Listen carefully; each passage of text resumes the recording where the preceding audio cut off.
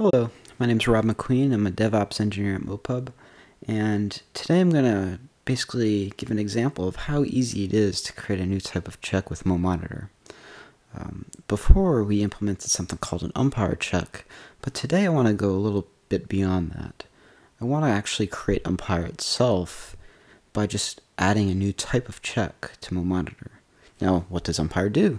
Umpire is a service that uses an API, more specifically the Graphite API, and it averages values together that Graphite gives it and then determines whether it's below or whether it's within a certain threshold that a user specifies as an input.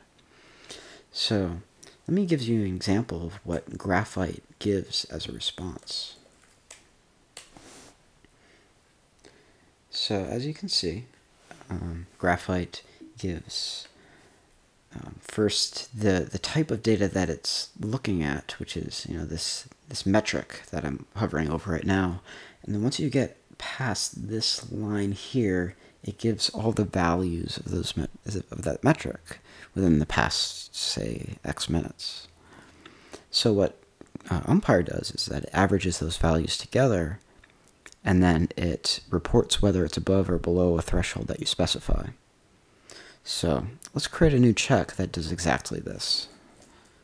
So I'm in the Momonitor repo.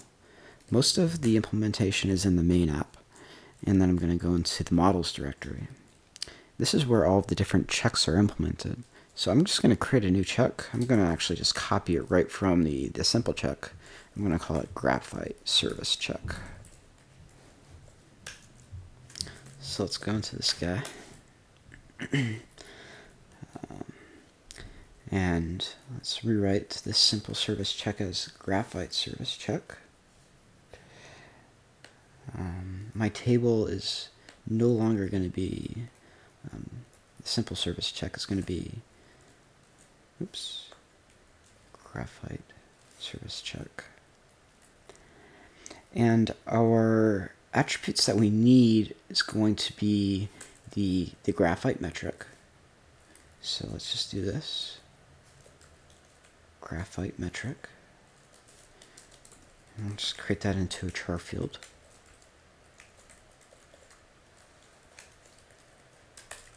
We need the Graphite lower bound. And let's say that's a float field. This is basically the lowest we ever want the average value to be that Graphite is returning. And then, of course, we need an upper bound. Oops.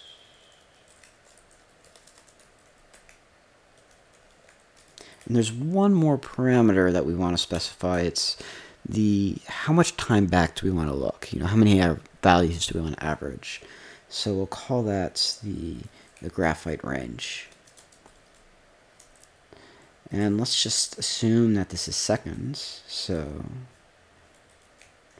note this is actually exactly what umpire does. And let's give it default 300 in seconds. So again, like I said before, all you need to do is implement the update status function. So this is the simple check implementation of the update status function. Now all we need to do is, like I said before, hit the Graphite endpoint and determine whether the average values, as we saw before here, whether these average values are below or above that threshold. So we're going to use the request library, which is a great library. We use it all the time. And I'm going to get, now let's say the umpire endpoint, sorry, not the umpire, the Graphite endpoint is HTTP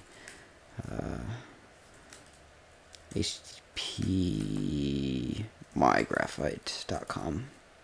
This is going to differ whichever Graphite server you're using, but Graphite accepts the render endpoints for rendering graphs and giving us back data, so we're going to specify that. And then we're going to provide a couple of input arguments. So the first one is going to be the target, which is our metric. So I'm going to do that.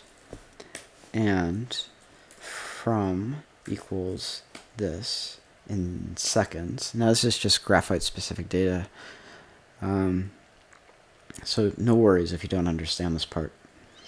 And that's actually, oh, we need one more thing. So we need to specify that raw data equals true. Now if you didn't specify this, graphite will actually give you back a graph, but we want CSV data, just like I said on the right side of the screen. So that's the endpoint that we want, and then we want to fill in those values that is specified as templates, or the %s as self.graphite metric. And then the second argument is going to be self.graphite range. Okay, so we have our requests. Notice I'm putting it in a try. That means that I want to catch, maybe if the network's down or timeout happens, we want to check, catch those things and then report it, through Momonitor that, the check didn't fail, but the check dependency failed, which is totally different. And we want to be able to distinguish between that. So I have my response, and the rest.text is what we have over here. So let's grab that data and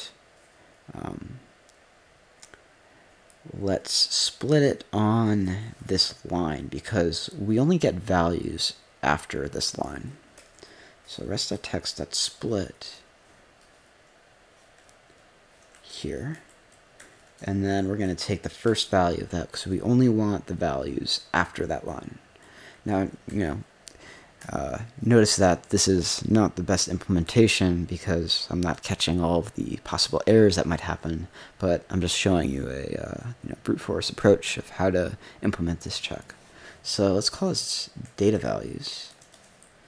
And actually, from that we can split on a comma so that we get each value into an array. Then we want to cast our data values as floats because they are floats and they're not text. So let's say D for D in data values. Well, great, so now we have our data values. Now all we need to do is find the average of them. So this is easily done by taking the sum and then dividing by the length, or how many values actually have. So let's call this average value. Oops.